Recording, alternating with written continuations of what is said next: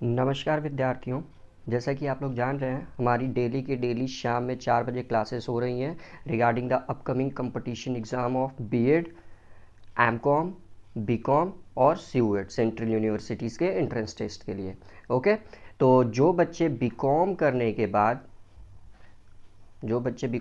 BEd के लिए जा रहे हैं या एमकॉम के लिए जा रहे हैं, ठीक, उन सबको कॉमर्स अच्छे से पढ़ना है, क्योंकि कंपटीशन एग्जाम में डेफिनेटली उससे क्वेश्चंस आने ही आने। और जो बच्चे 12th करने के बाद बीकॉम करने जा रहे हैं, उनके लिए भी ये पढ़ना कंपलसरी है। क्यों? क्योंकि उनको भी कॉमर्स के क्वेश्चन डेफिनेटली देखेंगे। और जो बच्चे सीयूएट यानी कि कॉमन यूनिवर्सिटी एंट्रेंस टेस्ट के लिए जा रहे हैं, तो वो यूजी के लिए हों या पीजी के लिए हो, अंडर ग्रेजुएट के लिए हो या पोस्ट ग्रेजुएट के लिए हो, उनके लिए भी कॉमर्स के सेक्शंस पढ़ने ही पढ़ने हैं, भले आप बीकॉम में एडमिशन लें सेंट्रल यूनिवर्सिटीज़ में या एमकॉम में एडमिशन्स लें। ओके, तो ये सारे बच्चों के लिए एकदम कारगर और हेल्पफुल क्लासेस है, जिसमें देखिए हम लोग थ्योरी और एमसीक्यू दोनों माध्यमों से तैयारी कर रहे हैं। जैसे कि आप जो बच्चे रेगुलर क्लासेस देख रहे हैं, उनको अच्छे से पता है कि डेली शाम के 4 बजे हमारी थ्योरी और एमसीक्यू दोनों के माध्यम से रेगुलर क्लासेस चल रही हैं। ओके, और उसी के संबंधित देखिए आज हमारी जो थी कॉरपोरेटिव अकाउंटिंग की 5वीं थ्योरी की क्लास है, और ये आज हमारी थ्योरी की लास्ट क्लास है। कल से हम लोग एमसीक्यू पे अब हम लोग चर्चा करेंगे। ओके, तो ये थ्योरी की कॉर्पोरेटिव अकाउंटिंग की लास्ट क्लासेस है। और बुक कीपिंग एंड अकाउंटिंग जो पहला यूनिट था, वो देखिए मैं आपको ऑलरेडी करा चुका हूँ। ठीक, उसका जो प्लेलिस्ट का लिंक है वो आपको डिस्क्रिप्शन बॉक्स में मिल जाएगा, वहाँ से जाकर आप वॉच कर सकते हैं। और एक और छोटी सी सूचना आप लोग को देना चाहूँगा कि अगर अभी तक आप लोगों ने हम लोगों को इंस्टाग्राम पे फॉलो नहीं किया है, तो जल्दी जाइए वहाँ पे भी फॉलो कर लीजिए, क्योंकि क्लास के रिगार्डिंग जो जो इन्फॉर्मेशन होती है मैं वहाँ पे स्टोरी पे लगा देता हूँ। तो उसका देखिए यूज़र आईडी है स्वास्तिक कॉमर्स क्लास। और अगर कोई बच्चा मेरे से पर्सनल क्वेरी करना चाहता है रिगार्डिंग एनीथिंग, तो वो मेरे को डायरेक्ट टेलीग्राम पे मैसेज कर सकता है। मेरा टेलीग्राम का यूज़र आईडी है विकास_3। ओके, और पीडीएफ के लिए देखिए थ्योरी, अभी जैसे मैंने बताया थ्योरी एंड एमसीक्यू दोनों की क्लासेस होती है हमारी। तो थ्योरी तो आपको नोट करनी है, कॉपी पेन लेकर बैठना है, लेकिन एमसीक्यू के जो क्वेश्चंस होते हैं मैं उसका पीडीएफ जो होता है हमारे टेलीग्राम चैनल जो स्वास्तिक 0421 है, वहाँ पे मैं प्रोवाइड करा देता हूँ। वहाँ से सारे के सारे बच्चे वो एमसीक्यू के सारे क्वेश्चंस देख सकते हैं, जो बहुत ज़्यादा बेनिफिशियल होगी upcoming the examination of BEd, MCom, BCom या सीयूएट। बीकॉम एमकॉम आप किसी भी यूनिवर्सिटी से करने जाएंगे भारत की, सब जगह ये क्वेश्चंस काम करेंगे। ओके, तो चलिए देर न करते हुए अब हम लोग अपने क्लासेस को शुरू करते हैं।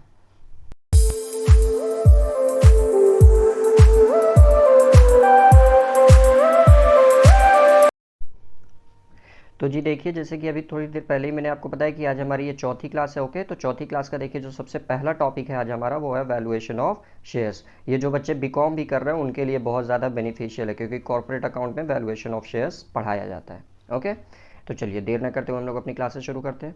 तो देखिए लिखा हुआ valuation of shares means such assessment of value at which they are purchased, sold, transferred or considered for tax assessment। यानी कि जो देखिए अंशों के मूल्य का निर्धारण असेसमेंट किया जाता है, वह अंशों को खरीदने या बेचने या हस्तांतरित करने के पर्पज से किया जाता है, जिससे कि हम लोग कंसीडर कर सके कि टैक्स असेसमेंट में यानी कि जो टैक्स पे किया जाता है, कर पे किया जा सकता है, वो किस मूल्य पर पे किया जाएगा। यानी कि अंशों के मूल्य का निर्धारण आप इससे लगा सकते हैं कि जब भी किसी शेयर्स की देखिए प्राइस कैलकुलेट की जाएगी, असेसमेंट किया जाएगा उसके प्राइस का, ठीक, तो कितने रुपए में बेचा गया, खरीदा गया, कितने रुपए में बेचा गया, कितने रुपए में ट्रांसफ़र किया गया, उसकी जो वैल्यू होगी वही उस शेयर की वैल्यू मानी जाएगी।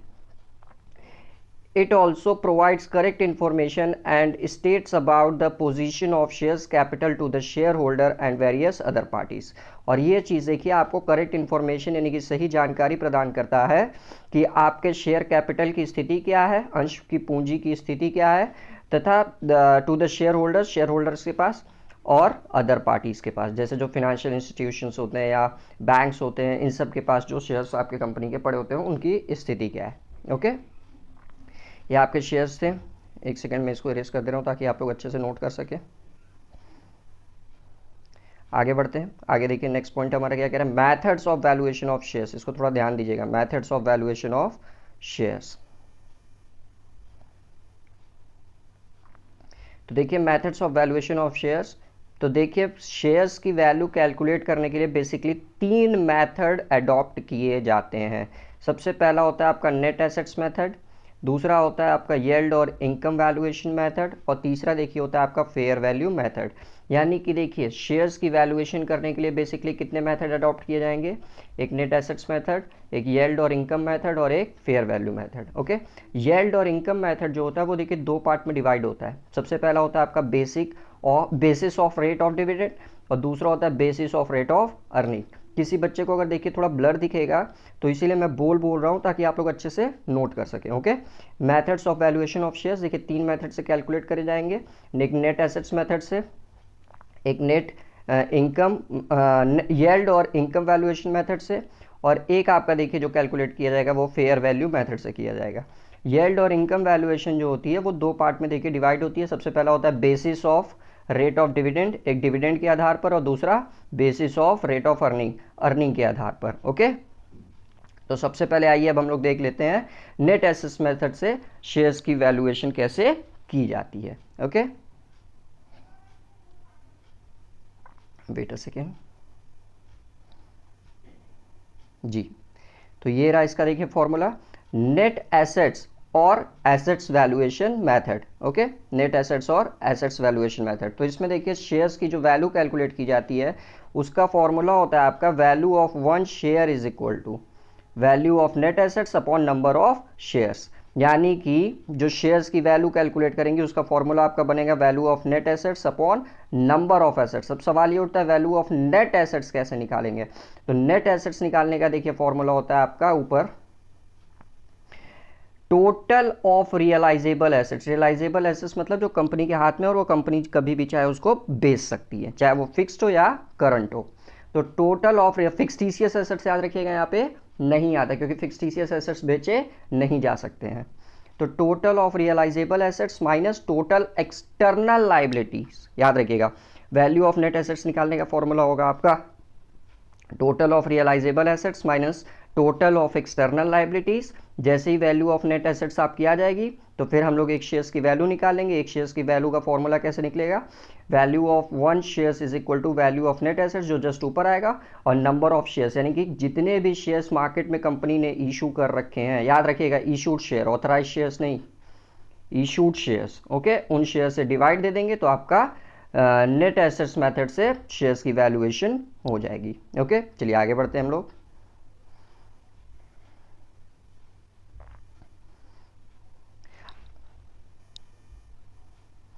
जी, ये बहुत इंपॉर्टेंट टॉपिक है, ध्यान दीजिएगा।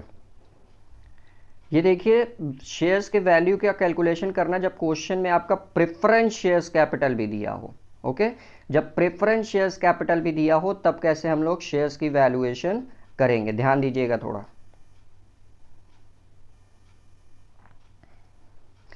पहला देखिए अलग अलग केसेस हैं। सबसे पहला, if according to article of association preference shares have priority only for capital. यानी कि पहले स्थिति में क्या बोल रहा है कि आर्टिकल ऑफ एसोसिएशन के अनुसार जब प्रेफरेंस शेयर्स यानी कि पूर्वाधिकार अंशधारियों को उनके कैपिटल, उनकी सिर्फ पूंजी को प्रायोरिटी दी जाए, ठीक, तो जब सिर्फ उनकी पूंजी को प्रायोरिटी दी जाएगी तब देखिए आपका फॉर्मूला क्या बनेगा, वैल्यू ऑफ 1 इक्विटी शेयर बराबर, याद रखिएगा इक्विटी शेयर बराबर है वैल्यू ऑफ 1 इक्विटी शेयर बराबर वैल्यू ऑफ नेट एसेट्स, जो आपका पीछे अभी मैंने बताया नेट एसेट्स कैसे आएगा, total realisable assets minus external liabilities.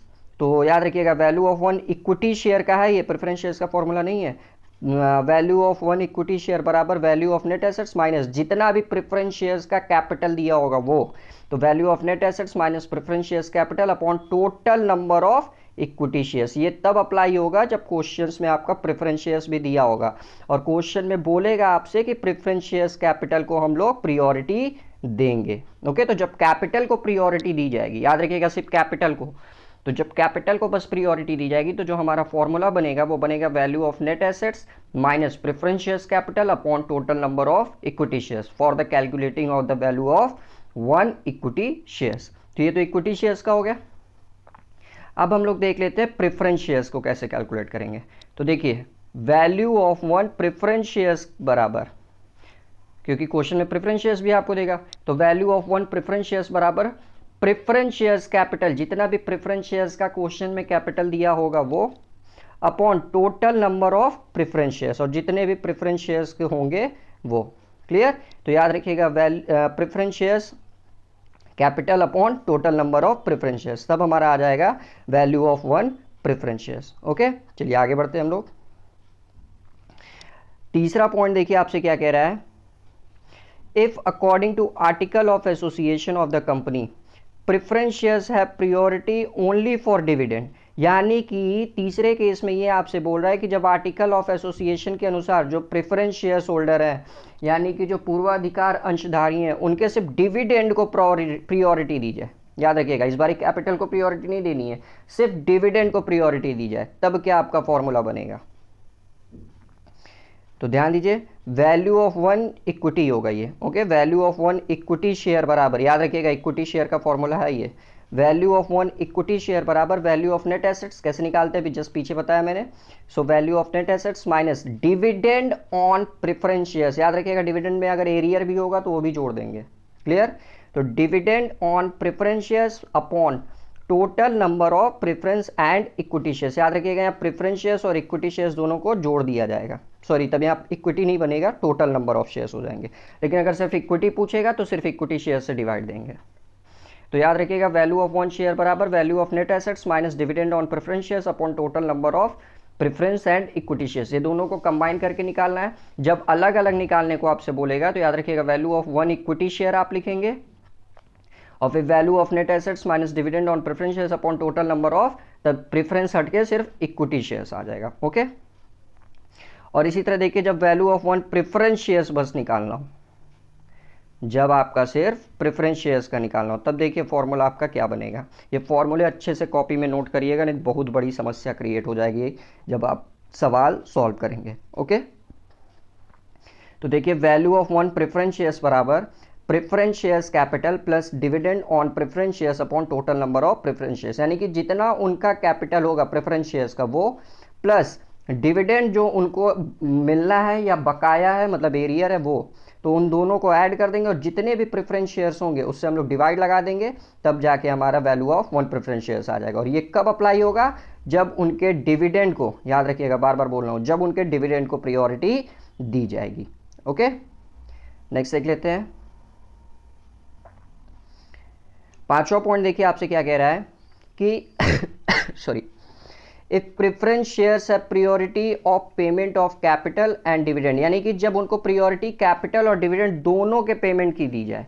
याद रखिएगा जब उनको प्रियोरिटी दी जाए तो कैपिटल और डिविडेंड दोनों की दी जाए, तब उस केस में देखिए क्या होगा, then the value of 1 equity shares will be. तो एक इक्विटी शेयर्स कैलकुलेट करने का देखिए जो फॉर्मूला बनेगा वो ये आपका बनेगा। सबसे पहले देखिए value of 1 equity share is equal to value of net assets. Net assets कैसे निकालते हैं बार बार बता रहा हूं मैं, ऑलरेडी बता चुका हूं आपको। Okay, total realisable assets minus total external liabilities. इसमें से क्या करेंगे हम लोग, देखिए यहाँ कैपिटल और डिविडेंड दोनों को प्रायोरिटी देनी है ना, तो दोनों को सब्ट्रैक्ट कर देंगे। So minus, so value of net assets minus preference shares capital plus dividend on preference shares upon total number of equity shares. Okay जी, ठीक। तो वैल्यू ऑफ 1 इक्विटी शेयर्स देखिए कैसे निकालेंगे आप, value of net assets minus preference share capital. याद रखिएगा value of net assets minus preference share capital plus dividend on preference shares upon total number of equity shares, यानी कि value of 1 equity shares निकालने का formula बनेगा आपका value of net assets minus preference shares capital plus dividend on preference shares, यानी कि value of net assets में से हम लोग क्या करेंगे, प्रेफरेंस शेयर्स कैपिटल को भी घटा देंगे और डिविडेंड को भी घटा देंगे। ओके, जो प्रेफरेंस शेयर्स को पे किया जाएगा upon total number of equity shares. और इसी तरह देखिए जब हम लोग दोनों का निकालना होगा एक साथ, तो यहां देखिए if article of association and memorandum of association of the company preference shares have no priority of payment of capital and dividend, जब कोई भी प्रियोरिटी नहीं दी जाएगी कैपिटल और डिविडेंड को पेमेंट करते समय। ओके, तब देखिए तो which means both have equal rights, then the value of 1 shares be calculating dividing the value of net assets. सब दोनों को बराबर अधिकार दिया जाएगा, इक्विटी शेयर्स को भी और प्रेफरेंस शेयर्स को भी। तो उसका देखिए फॉर्मूला आपका क्या बनेगा, वैल्यू ऑफ 1 शेयर बराबर value of net assets upon total number of equity and preference shares. तो याद रखिएगा वैल्यू ऑफ वन शेयर्स बराबर value of net assets upon total number of equity and preference shares. जब उनके capital और dividend दोनों को प्रियोरिटी नहीं दी जाएगी तब ये फॉर्मूला हम लोग अप्लाई करेंगे। ओके, तो ये देखिए हमारा जो क्वेश्चन था, थ्योरी था, ये सारा का सारा वैल्यूएशन ऑफ शेयर्स का था। ओके, ये सारा का सारा हमारा वैल्यूएशन ऑफ शेयर्स का था जो नेट एसेट्स मेथड से था। अब हम लोग बात करेंगे अपना यील्ड और इनकम वैल्यूएशन से। चलिए आइए उसको देख लेते हैं हम लोग।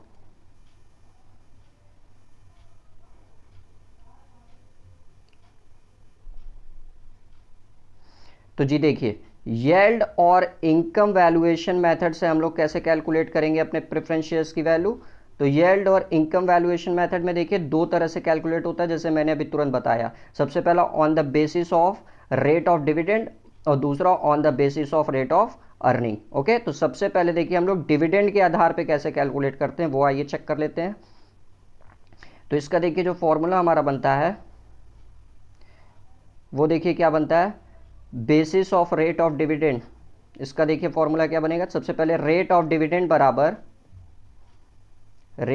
डिविडेंड बराबर amount of dividend into 100 upon paid up share capital. यानी कि जितना भी डिविडेंड का अमाउंट होगा, यानी कि जितने भी हम लोग घोषणा करेंगे डिविडेंड पेमेंट करने के लिए, चाहे वो इक्विटी शेयर्स होल्डर के लिए हो चाहे प्रेफरेंस शेयर्स के लिए होल्डर के लिए। ओके, तो डिविडेंड का अमाउंट इनटू 100 अपॉन जो उनकी पेड अप शेयर कैपिटल होगी वो। क्लियर। फिर उसके बाद से देखिए जब एक वैल्यू आपको, जब value of one shares calculate करना होगा तब फॉर्मूला क्या लगाएंगे, रेट ऑफ डिविडेंड। देखिए जो यहां से आएगा वो, so rate of dividend into paid up share amount of one shares. जैसे मान लीजिए एक शेयर्स की वैल्यू आपकी 100 रुपए है, लेकिन कंपनी ने अभी तक जो कॉल्ड अप कर रखे हैं वो 75 रुपए कर रखे हैं, तो यही आपकी पेड अप वैल्यू बन जाती है। याद रखिएगा, तो 100 रुपए ना लेके हम लोग सिर्फ वहां पे 75 रुपए लेंगे एक शेयर के लिए बस, क्योंकि यहाँ देखिए वन शेयर्स के लिए बोला है वो। तो याद रखिएगा rate of dividend into paid up share amount of one share upon normal rate of return, तब आपका आ जाएगा value of one shares. Okay, और मान लीजिए यहाँ देखिए नोट्स दे रखा है, एक सेकेंड, ये फॉर्मूले अच्छे से आप लोग लिखिएगा क्योंकि जब न्यूमेरिकल्स लगाएंगे तब और अच्छे से ये समझ में आएगा आप लोग को। और इसके न्यूमेरिकल्स एक्चुअली मैं ऑलरेडी बीकॉम की क्लासेस में करा चुका हूँ, तो उसका लिंक आपको यहाँ पे आई बटन पे मिल जाएगा, वहाँ से जाकर आप सारा का सारा वीडियो वॉच कर सकते हैं। ओके, उससे न्यूमेरिकल्स की प्रैक्टिस काफ़ी अच्छे से आप लोगों की हो जाएगी।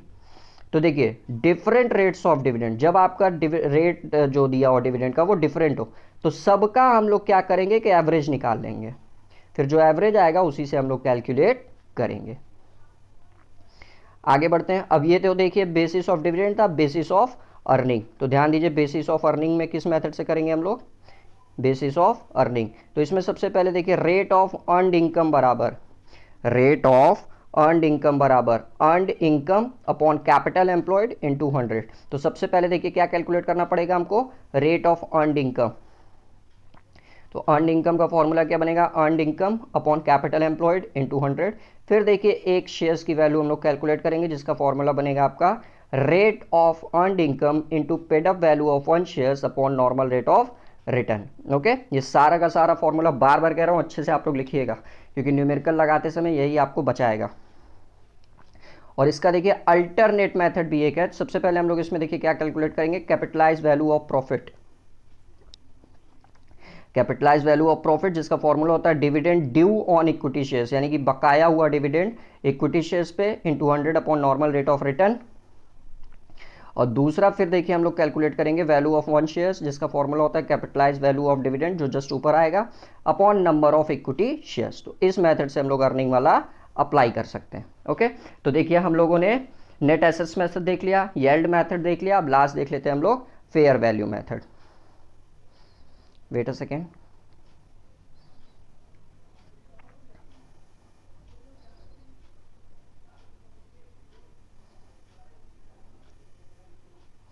जी ये रहा फेयर वैल्यू मेथड का फॉर्मूला। तो फेयर वैल्यू मेथड में देखिए क्या फॉर्मूला होता है, fair value of one share बराबर internal value of share plus market value of shares upon 2। याद रखिएगा फॉर्मूला हमारा क्या बनेगा फेयर वैल्यू का, फेयर वैल्यू मेथड बराबर फेयर वैल्यू ऑफ शेयर्स बराबर internal value of shares plus market value of shares upon 2। Okay, अब देखिए इंटरनल वैल्यू कैसे हम लोग शेयर्स की निकालेंगे, यहाँ ध्यान दीजिएगा, इंटरनल वैल्यू निकालने का यहाँ फॉर्मूला है हमारा, इंटरनल वैल्यू ऑफ शेयर बराबर value of net assets upon total number of shares. Okay, और दूसरा देखिए मार्केट वैल्यू कैसे कैलकुलेट करेंगे हम लोग,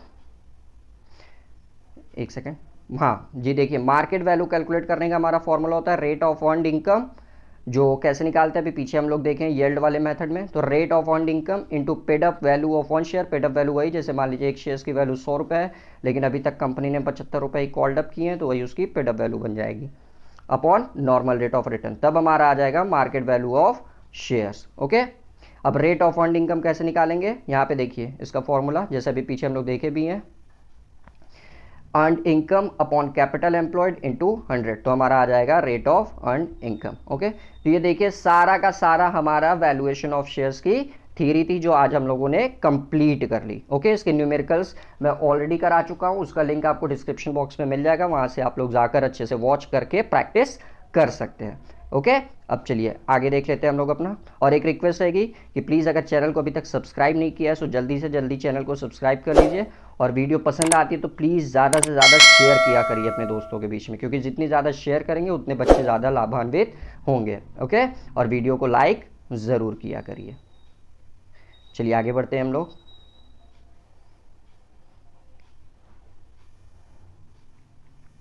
हाँ जी, अब देखिए हमारा पार्ट है अमेलगमेशन ऑफ कंपनीज, कंपनी का एकीकरण,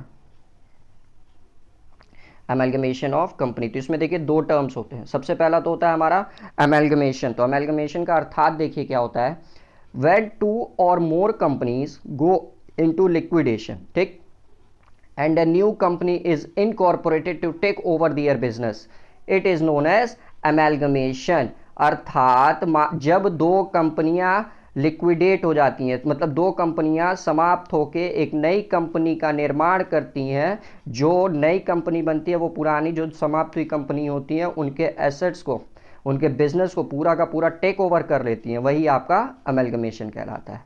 अर्थात मान लीजिए ए और बी दो कंपनी है, ये दोनों कंपनियां देखिए लिक्विडेट हो गई, दोनों कंपनियां आपकी लिक्विडेट हो गई, और दोनों कंपनियां लिक्विडेट होने के बाद से एक तीसरी कंपनी बन गई सी। ओके, तो इन दोनों का बिजनेस सी द्वारा देखिए टेक ओवर कर लिया गया। ओके, तो सी कंपनी द्वारा टेक ओवर कर लिया गया, तो यही आपका अमेलगमेशन कहलाता है, यानी कि ए और बी कंपनियां समाप्त होके उनका बिजनेस इसकी नई कंपनी सी द्वारा अधिग्रहण कर लिया जाए, वही आपका अमेलगमेशन कहलाता है। और एक होता है आपका एब्जॉर्प्शन। एब्जॉर्प्शन क्या होता है ये देख लेते हैं। In this case no new company is incorporated, यानी कि इस परिस्थिति में कोई नई कंपनी का निर्माण नहीं होता है, but one existing company purchased and merged other company या companies, it is known as absorption। Okay, तो इसमें देखिए क्या हो, एक सेकेंड, तो इसमें देखिए क्या होगा कि मान लीजिए ए और बी दो कंपनी है, क्लियर, तो इसमें देखिए ये बी कंपनी इसमें आकर मिल जाएगी, मर्ज हो जाएगी। ओके, तो ये कंपनी देखिए इसी में आके मर्ज हो गई, लिक्विडेट नहीं हुई, तो इसमें देखिए कंपनी का समापन ना होके कंपनी एक कंपनी दूसरी कंपनी में आकर मिल जाती है, मर्ज हो जाती है, तो उसको हम लोग एब्जॉर्प्शन कहते हैं। ओके, और लिक्विडेशन में क्या, अमेलगमेशन में क्या होता है, दो या दो से अधिक कंपनियां आपस में मिलकर लिक्विडेट हो जाती है, लिक्विडेट होने के बाद एक से नई कंपनी का निर्माण होता है जो पुरानी कंपनियों को टेक ओवर कर लेती है, उनके बिजनेस को, वो आपका अमेलगमेशन कहलाता है। ओके, तो ये थ्योरी थी आपकी। वेट अ सेकेंड, इसको मिटा दूं ताकि आप लोग अच्छे से लिख सकें।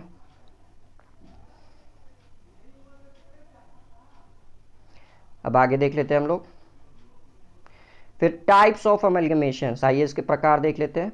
टाइप्स ऑफ अमेलगमेशन, तो देखिए अमेलगमेशन के बेसिकली दो टाइप्स होते हैं अकाउंटिंग स्टैंडर्ड 14 के अनुसार। ये भी अच्छे से याद कर लीजिएगा कि अमेलगमेशन से संबंधित प्रावधान किस अकाउंटिंग स्टैंडर्ड में दिए गए हैं, तो अकाउंटिंग स्टैंडर्ड 14 में दिए गए।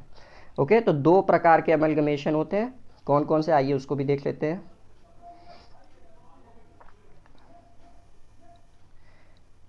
ठीक, तो सबसे पहला देखिए on the nature of merger, यानी कि amalgamation on the nature of merger. Merger मतलब कि दो या दो से ज़्यादा कंपनियां आपस में आकर मिल जाए, मर्ज हो जाए। तो in this case both the combining companies are dissolved and assets and liabilities are transfer to the newly created company. यानी कि इसमें क्या होगा कि मान लीजिए ए और बी दो कंपनियां हैं, दोनों डिसॉल्व हो जाए, डिसॉल्व यानी कि लिक्विडेट हो जाए, समाप्त हो जाए, ओके, लिक्विडेट हो जाए। और फिर क्या बोलते हैं, समाप्त होने के बाद से एक नई कंपनी सी का निर्माण हो रहा था, जैसे ऊपर देखिए हम लोगों ने पढ़ा था। तो ये पूरा का पूरा इनका एसेट्स और लायबिलिटी टेक ओवर कर लेगा और ये नई कंपनी है सी, ओके। तो ये आपका amalgamation in the nature of merger कहलाएगा। नेक्स्ट देखिए आपका होता है amalgamation in the nature of purchase. तो through this method one company is acquired by another. एक पहली कंपनी जो होती है वो दूसरी कंपनी द्वारा एक्वायर कर ली जाती है, खरीद ली जाती है। And thereby the shareholders of the company which is acquired normally do not continue have proportionate shares in the equity of the combined company or the business of the company which is acquired is generally not intend to be continued, okay। इसका example देख लीजिए। मान लीजिए इसमें ए company ने B company को खरीद लिया, तो ए आपका देखिए क्या बोलते हैं, एक्वायर कर ले रहा है बी के कंपनी को। तो बी के देखिए जो शेयर होल्डर होंगे उनका अस्तित्व तो वहीं खत्म हो जाएगा। यानी कि जैसे ही ए ने बी कंपनी को खरीद लिया तो बी के जो शेयर होल्डर होंगे उनका कोई भी राइट नहीं होगा ए कंपनी में, क्योंकि ए कंपनी तो अब रही ही नहीं। क्यों नहीं रही? क्योंकि एक बी कंपनी को अब ए ने खरीद लिया है। तो जो बी कंपनी के शेयर होल्डर होंगे उनका कोई भी अस्तित्व नहीं रहेगा, उनके सारे अधिकार समाप्त हो जाएंगे, ओके। तो इसमें ये होता है। तो ये देखिए दो पार्ट था आपका, एक आपका था amalgamation in the nature of merger, जिसमें दो या दो से ज़्यादा कंपनियां आपस में डिसॉल्व होकर एक नई कंपनी का निर्माण कर लेती हैं और जितने भी उनके एसेट्स और लायबिलिटीज़ होती है वो नई कंपनी द्वारा टेक ओवर कर लिए जाते हैं। और एक होता है on the nature of purchase, इसमें एक कंपनी दूसरे कंपनी को खरीद लेती है और खरीदने के बाद से जो बिकी हुई कंपनी होती है उसके जो शेयर होल्डर के अधिकार होते हैं वो पूरे के पूरे समाप्त हो जाते हैं। तो ये पार्ट देखिए आपका अमेलगमेशन का था। अब हम लोग आगे बढ़ते हैं नेक्स्ट पार्ट पे अपने, इसको आज पूरा का पूरा निपटा देना है। नेक्स्ट पार्ट देखिए हमारा holding and subsidiary company. BCom में देखिए सब लोग बहुत अच्छे से आप लोग पढ़े हैं, मैं तो अपने ऑफलाइन वाले बच्चों को बहुत अच्छे से पढ़ाया था, एग्जाम में बहुत अच्छे से सब परफॉर्म करके आए थे। तो देखिए holding and subsidiary company.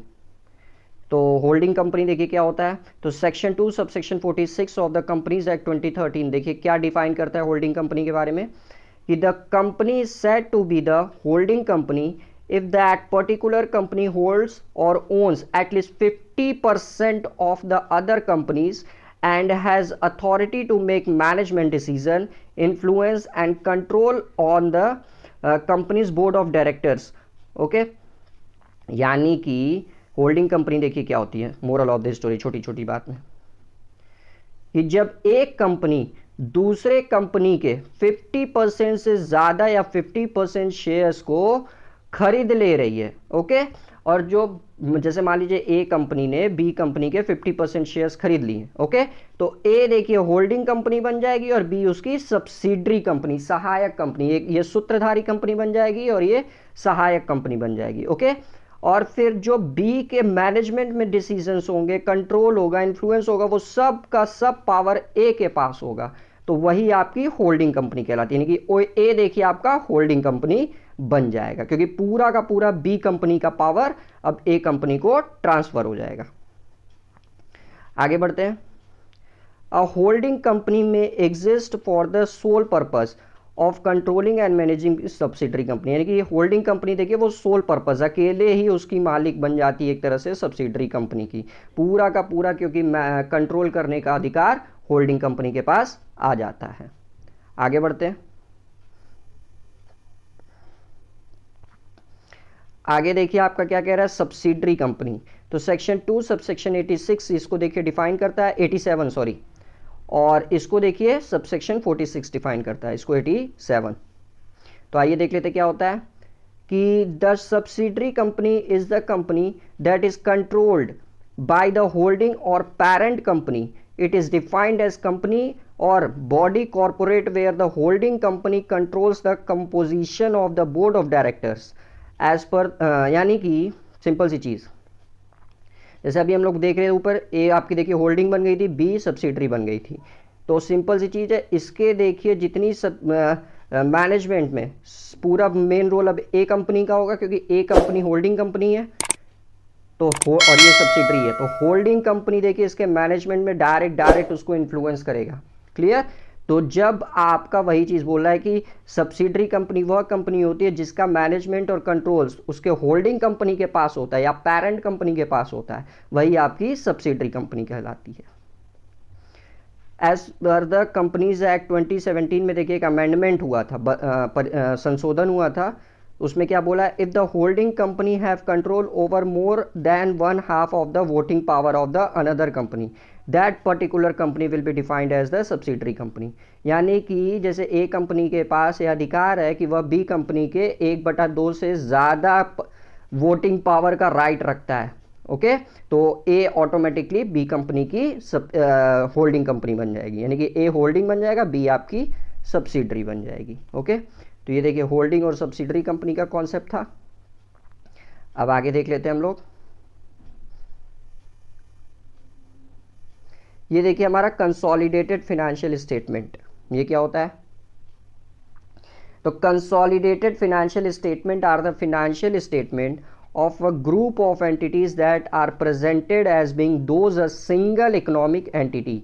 These statements are useful for reviewing the financial position and result of an entire group of commonly owned business. The key entity used in the construction of the consolidated statements are, तो ये तो अभी हम लोग नीचे देख लेंगे, लेकिन फिलहाल ये देखिए क्या होता है। जैसे अभी मैंने बताया ए आपकी होल्डिंग कंपनी बन रही थी, बी सब्सिडरी।